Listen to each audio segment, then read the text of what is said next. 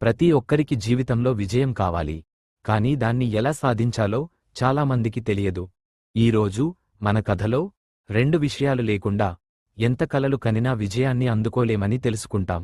కాబట్టి కథ చివరి వరకు తప్పక చూడండి. ఒక చిన్న గ్రామంలో ఒక జ్ఞానవంతుడైన వృద్ధుడు ఉండేవాడు.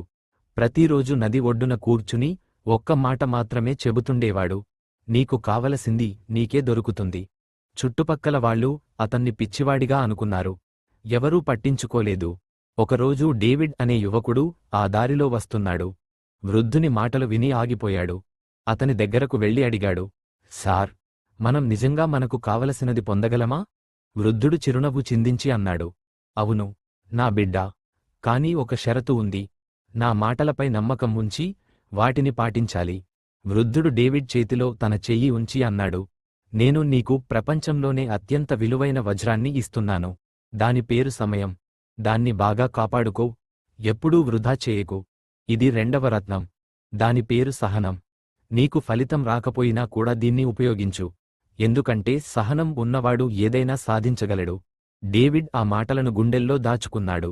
సమయం మరియు సహనం, ఇవే జీవితంలోని అత్యంత గొప్ప సంపదలు అని గ్రహించాడు. చివరికి అతను దేశంలోనే గొప్ప వజ్ర వ్యాపారిగా మారాడు. మన జీవితాల్లో కూడా పెద్ద కలలుంటాయి.